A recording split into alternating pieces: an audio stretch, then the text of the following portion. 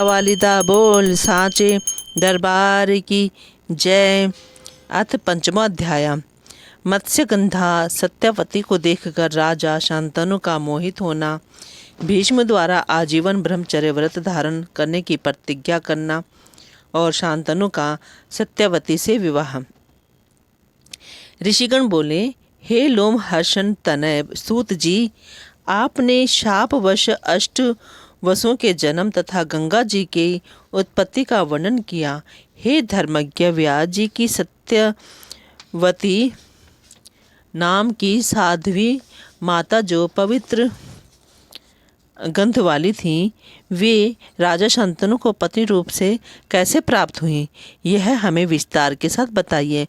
महान धर्मनिष्ठ राजा शांतनु ने निषाद पुत्री के साथ विवाह क्यों किया? हे सुव्रत, यह बताकर आप हमारे संदेह का निवारण कीजिए। सूत जी बोले, राजर्षि शांतनु सदा आखेट करने में तत्पर रहते थे। वे वन में जाकर मृग, महिष तथा रुरु मृगों का वध किया करते थे। राजा शांतनु केवल 4 वर्ष तक भीष्म के साथ उसी प्रकार सुख से रहे जिस प्रकार भगवान शंकर कार्तिकेय के साथ आनंद पूर्वक रहते थे। एक बार वे महाराज शांतनु वन में बाण छोड़ते हुए बहुत से गैंडों और सूकरों का वध करते हुए किसी समय नदियों में श्रेष्ठ यमुना के किनारे जा पहुँचे। राजा ने वहाँ पर कहीं से आती हुई उत्तम गंध को सूंघा। तब उस सुगंधि के उद्गम का पता लगाने के लिए वे वन में विचरने लगे। वे बड़े असमंजस में पड़ गए कि यह मनोहर सुगंधि न मंदार पुष्प की है, न कस्तूरी की है, न मालती की है, न चंपा की है और न तो केतकी की है। मैंने ऐसी अनुपम सुगंधि का पूर्व में कभी भी नहीं अनुभव किया था। इस दिव्य सुगंधि को लेकर सुंदर वायु बह रही है। मेरी घ्राणेंद्रिय को मुग्ध कर देने वाली यह वायु कहाँ से आ रही है? इस प्रकार सोचते विचारते राजा शांतनु गंध के लोभ से मोहित सुगंधित वायु का अनुसरण करते हुए वन प्रदेश में विचरण करने लगे। उन्होंने यमुना नदी के तट पर बैठी हुई एक दिव्य दर्शन वाली स्त्री को देखा, जो मलिन वस्त्र धारण करने और श्रृंगार न करने पर भी मनोहर दिख रही थी। उस श्याम नैनों वाली स्त्री को देखकर राजा आश्चर्य में पड़ गए और उन्हें इस बात का विश्वास हो गया कि यह सुगंधि इसी स्त्री के शरीर की है। उसका अद्भुत एवं अतिशय सुंदर रूप सब प्राणियों का मन स्वाभाविक रूप से अपनी ओर आकर्षित करने वाली सुगंधि, उसकी अवस्था तथा उसका वैसा शुभ नवयौवन देखकर राजा शांतनु को महान विस्मय हुआ। यह कौन है और इस समय यह कहाँ से आई है? यह कोई देवांगना है या मानवी स्त्री? यह कोई गंधर्व कन्या अथवा नाग कन्या है? मैं इस सुगंधा कामनी के विषय में कैसे जानकारी प्राप्त करूं? इस प्रकार विचार करके भी वे राजा जब कुछ निश्चय नहीं कर सके, तब तत्क्षण गंगा जी का स्मरण करते हुए वे काम के वशीभूत हो गए और तट पर बैठी हुई उस सुंदर से उन्होंने पूछा, हे प्रिय, तुम कौन हो? किसकी पुत्री हो? हे वरोरु, तुम इस निर्जन वन में क्यों बैठी हो? हे सुनैने, क्या तुम अकेली ही हो? तुम विवाहित हो या कुमारी? यह बताओ। हे अराल नेत्रे, तुम जैसी मनोरमा स्त्री को देखकर मैं कामातुर हो गया हूँ। हे प्रिय, विस्तार पूर्वक मुझे यह बतलाओ कि तुम कौन हो और क्या करना चाहती हो। महाराज शांतनु के वचन सुनकर वह सुंदर दांतों वाली तथा कमल के समान नैनों वाली स्त्री मुस्कुराकर बोली, हे राजन, आप मुझे निषाद कन्या और अपने पिता की आज्ञा में रहने वाली कन्या समझें। हे नृपेंद्र, मैं अपने धर्म का अनुसरण करती हुई जल में यह नौका चलाती हूँ। हे अर्थपते, पिताजी अभी ही घर गए हैं। आपके सम्मुख यह बातें मैंने सत्य कही हैं।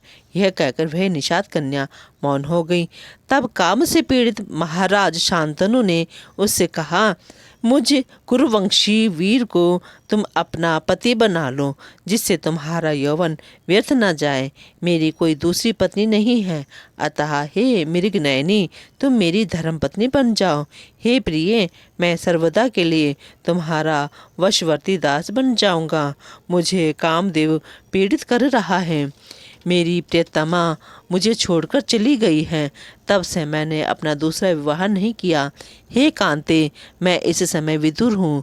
तुम जैसी सर्वांग सुंदरी को देखकर मेरा मन अपने वश में नहीं रह गया है।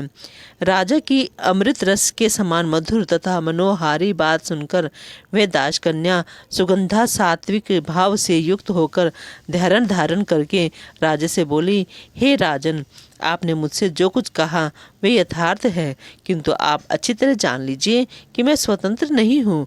मेरे पिताजी ही मुझे दे सकते हैं, अतएव आप उन्हीं से मेरे लिए याचना कीजिए। मैं एक निषाद की कन्या होती हुई भी स्वेच्छाचारिणी नहीं हूँ। मैं सदा पिता के वश में रहती हुई सब काम करती हूँ। यदि मेरे पिताजी मुझे आपको देना स्वीकार कर लें, तब आप मेरा पाणी ग्रहण कर लीजिए और मैं सदा के लिए आपके अधीन हो जाऊंगी। हे राजन, परस्पर आसक्त होने पर भी कुल की मर्यादा तथा परंपरा के अनुसार धैर्य धारण करना चाहिए। सूत जी बोले, हे सुगंधा सूत जी बोले, उस सुगंधा की यह बात सुनकर कामतुर राजा उसे मांगने के लिए निषाद के घर गए। इस प्रकार महाराज शांतनु को अपने घर आया देखकर निषाद राज को बड़ा आश्चर्य हुआ और उन्हें प्रणाम करके हाथ जोड़कर वह बोला। निषाद ने कहा, हे राजन, मैं आपका दास हूँ। आपके आगमन से मैं कृतकृत्य हो गया। हे महाराज, आप जिस कार्य के लिए आए हों मुझे आज्ञा दीजिए। राजा बोले, हे अनघ, यदि आप अपनी यह कन्या मुझे प्रदान कर दें तो मैं इसे अपनी धर्म पत्नी बना लूँगा। यह मैं सत्य कह रहा हूँ। निषाद ने कहा, हे महाराज, यदि आप मेरे इस कन्या रत्न के लिए प्रार्थना कर रहे हैं तो मैं अवश्य दूंगा, क्योंकि देने योग्य वस्तु भी तो कभी अदेय नहीं होती है। किंतु हे महाराज, आपके पाद इस कन्या का पुत्र ही राजा के रूप में अभिषिक्त होना चाहिए, आपका दूसरा पुत्र नहीं। सूत जी बोले, निषाद की बात सुनकर राजा शांतनु चिंतित हो उठे। उस समय मन में भीष्म का स्मरण करके राजा कुछ भी उत्तर ना दे सके। तब कामातुर तथा चिंतित राजा राजमहल में चले गए। उन्होंने घर जाने पर न स्नान किया, न भोजन किया और न शयन ही किया।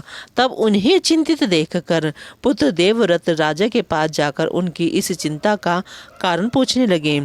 हे नृपश्रेष्ठ, कौन सा ऐसा शत्रु है जिसको आप जीत ना सके? मैं उसे आपके अधीन कर दूं।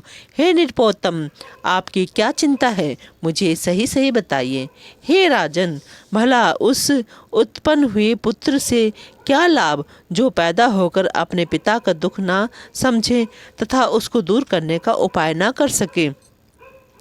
ऐसा कुपुत्र तो पूर्व जन्म के किसी ऋण को वापस लेने के लिए यहाँ आता है, इसमें किसी प्रकार का संदेह नहीं है। दशरथ के पुत्र रामचंद्र जी भी पिता की आज्ञा से राज्य त्याग कर लक्ष्मण और सीता के साथ वन में चले गए तथा चित्रकूट पर्वत पर निवास करने लगे। इसी प्रकार हे राजन, राजा हरिश्चंद्र का पुत्र जो रोहित नाम से प्रसिद्ध था, अपने पिता के इच्छा अनुसार बिकने के लिए तत्पर हो गया और खरीदा हुआ वह बालक ब्राह्मण के घर में सेवक का कार्य करने लगा। अजीगर्त ब्राह्मण का एक शेष पुत्र था जो शुनह शेप नाम से प्रसिद्ध था। खरीद लिए जाने पर वह पिता के द्वारा यूप में बांध दिया गया, जिसे बाद में विश्वामित्र ने छुड़ाया था। पूर्व काल में पिता की आज्ञा से ही परशुराम ने अपनी माता का सिर काट दिया था, ऐसा लोक में प्रसिद्ध है। इस अनुचित कर्म को करके भी उन्होंने पिता की आज्ञा का महत्व बढ़ाया था।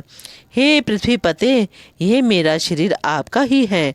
यद्यपि मैं समर्थ नहीं हूँ, फिर भी आप कहिए मैं आपकी क्या सेवा करूँ। मेरे रहते आपको किसी प्रकार की चिंता नहीं होनी चाहिए। मैं आपका असाध्य कार्य भी तत्काल पूरा करूँगा। हे राजन, आप बताइए कि आपको किस बात की चिंता है। मैं अभी धनुष लेकर उसका निवारण कर दूंगा। यदि मेरे इस शरीर से भी आपका कार्य सिद्ध नहीं हो सके तो मैं आपकी अभिलाषा पूर्ण करने को तत्पर हूँ। उस पुत्र को धिक्कार है जो समर्थ होकर भी अपने पिता की इच्छा को पूर्ण नहीं करता। जिस पुत्र के द्वारा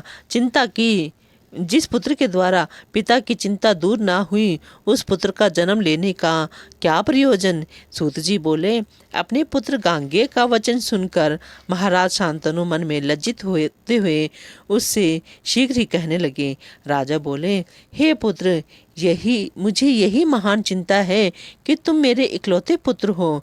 यद्यपि तुम बलवान, स्वाभिमानी, रणस्थल में पीठ ना दिखाने वाले साहसी पुत्र हो, तथापि केवल एक पुत्र होने के कारण मुझ पिता का जीवन व्यर्थ है। क्योंकि यदि कहीं किसी समर में तुम्हें अमर गति प्राप्त हो गई तो मैं असहाय होकर क्या कर सकूंगा। यही मुझे सबसे बड़ी चिंता लगी है। इसी कारण मैं आजकल दुखित रहता हूँ। हे पुत्र, इसके अतिरिक्त मुझे दूसरी कोई चिंता नहीं है जिसे मैं तुम्हारे सामने कहूँ। सूत जी बोले, यह सुनकर गांगे ने वृद्ध मंत्रियों से पूछा कि लज्जा से परिपूर्ण महाराज मुझे कुछ बता नहीं रहे हैं। आप लोग राजा की भावना जानकर सही एवं निश्चित कारण मुझे बताइए, मैं प्रसन्नतापूर्वक उसे संपन्न करूंगा। यह सुनकर मंत्रीगण राजा के पास गए और सब कारण सही से जानकर उन्होंने युवराज गांगे से आकर कह दिया। तब उनका अभिप्राय जानकर गांगे विचार करने लगे। मंत्रियों के साथ गंगा पुत्र देवव्रत उस निषाद के घर शीघ्र गए और प्रेम के साथ विनम्र होकर कहने लगे। गांगे बोले, हे परंतप, आप अपनी सुंदरी कन्या मेरे पिताजी के लिए प्रदान कर दें। यही मैं आपसे प्रार्थना करता हूँ। आपकी ये कन्या मेरी माता हो और मैं इनका सेवक रहूँगा। निषाद ने कहा, हे महाभाग, हे नृपनंदन, आप स्वयं ही इसे अपनी भार्या बनाइए, क्योंकि आपके रहते इसका पुत्र राजा नहीं हो सकेगा। गांगे बोले, आपकी यह कन्या मेरी माता है, मैं राज्य नहीं करूँगा। इसका पुत्र ही निश्चित रूप से राज्य करेगा, इसमें कुछ भी संदेह नहीं है।